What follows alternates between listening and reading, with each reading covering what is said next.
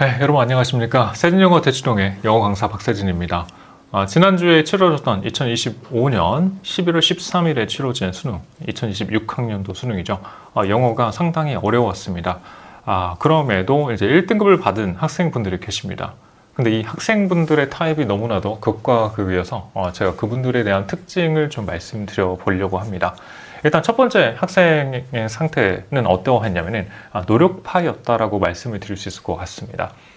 이미 연초부터 12월, 1월, 2월 이때부터도 모의고사를 일주일에 영어 모의고사를 3개씩 풀고 했었던 학생분입니다. 그래서 완전 노력파였고 그때 당시에도 1등급을 계속 유지하고 있었던 상태였습니다. 참고로 이제 둘 분 다 이제 재수생이셨는데 그래서 이 노력파 재수생분은 작년 수능에서도 이제 1등급이 나오셨던 분이었고, 이제 그 1등급을 받으셨을 때도 상당히 연습을 많이 했었고, 그리고 지금도 1년간 재수를 풀로 재수를 하셨는데, 정말 노력으로 원래 올랐었던 점수를 계속 유지시키는 것에 이제 목표를 가지고 연습을 하셨던 분이십니다. 그래서 이번에도 올해 수능에서 90점이 나왔다라고 이제 연락을 주셔서, 이렇게 노력하셨던 분이 1년 동안 그렇게 계속 노력했기 때문에 그래서 소위 말하는 이제 뭐 구모 끝나고 나서 급하게 따라잡는 그런 정도의 수준이라기보다는 원래 이제 작수도 6%였잖아요. 작수 6% 정도에서 1등급을 받았던 학생이 1년 동안 재수하면서 열심히 일주일에 3개 정도의 영어 모의고사를 계속 풀었다라고 했었을 때 1등급이 나왔다라고 하는 부분이 있을 수 있겠고요. 물론 이제 저랑 이제 수업을 해서 이제 포인트 같은 것들은 다 잡혀 있는 상태에서 문제를 푼 겁니다. 그냥 뭐 막무가내로 이제 문제집 눈에 보이는 거 그냥 아무거나 풀고 그런 건 아니었습니다. 이제 포인트는 잡고 문제를 풀었던 경우입니다. 그리고 이쪽의 케이스가 있습니다. 다른 편의 케이스이신데 이쪽 분도 재수를 하셨었는데 이분은 어떻게 1등급을 받게 되냐면은 이분도 재수였기 때문에 작수가 있었어요. 근데 작년 수능은 제가 기억하기로는 이제 2등급이 나왔던 것 같습니다. 작년 수능은 2등급이었지만, 근데 이번에 6월하고 9월 모의평가 사이에 점수가 그렇게 좋지 않으셨어요. 그래서 그때 컨택이 되셔서 이제 수업이 진행됐던 경우인데, 이분 같은 경우에는 저랑 모의고사를 처음으로 연습하셨을 때 3등급 점수가 나오셨던 분입니다. 그래서 모의고사 과제로 이렇게 3학년 모의고사를 주게 됐었을 때 3등급 점수가 나오는 거예요. 70 몇 점이 나오는 겁니다.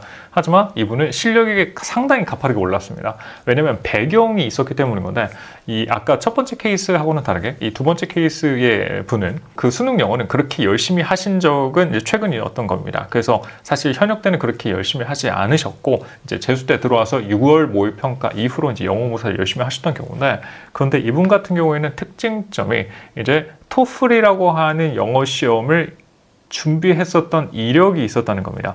그래서 토플 시험은 수능 영어하고 다릅니다.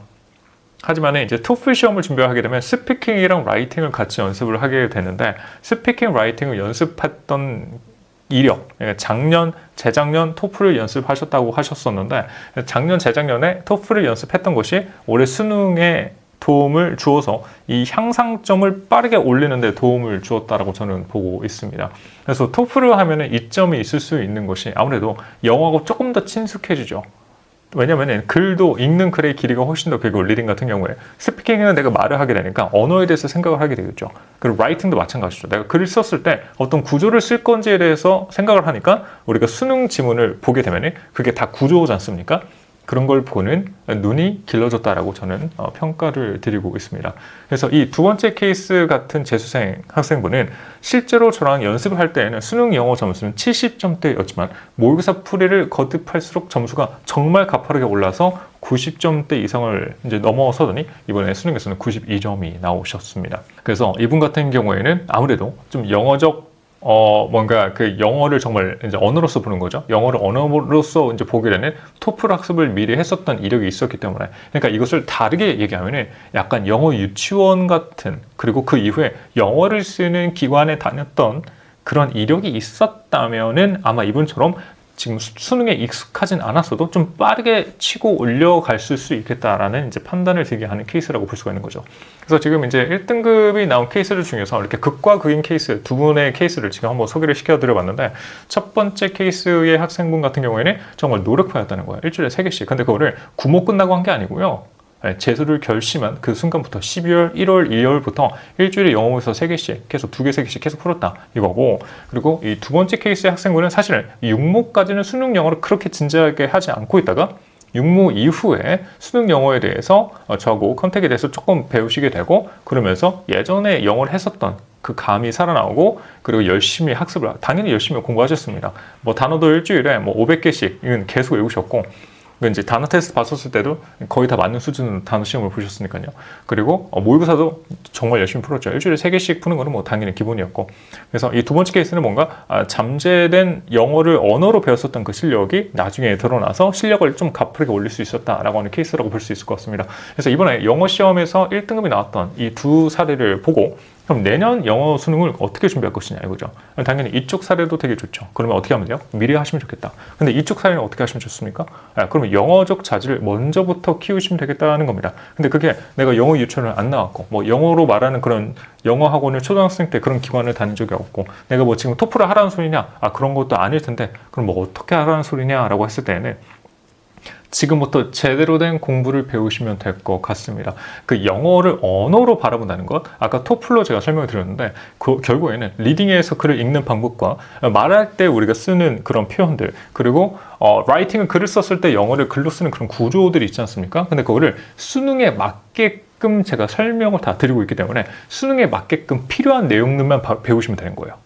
그러면 지금 토플로 공부하는 소리가 아니고, 지금 뭐 영어로 말하는 회화 공부를 하는 것이 아니고, 지금 그런 언어라고 하는 것을 수능에 맞게끔만 학습을 하시게 되면, 그러면 이분처럼 빠르게 실력을 올릴 수 있겠다라고 말씀을 드릴 수 있을 것 같습니다. 그래서 내년에 2027학년도 수능, 그래서 2026년 11월 19일이죠. 이 수능을 준비하시는 분들이 계시다면 영어에서 1등급을 원하시는 경우에 이렇게 두 가지 케이스로 접근하시면, 오른쪽 케이스든 뭐 왼쪽 케이스든 이 둘 중에 하나의 케이스로 접근하시면 수능 영어, 내년에 치러질 수능 영어에서 1등급을 기대해 볼 수 있겠다라고 말씀드릴 수 있겠습니다.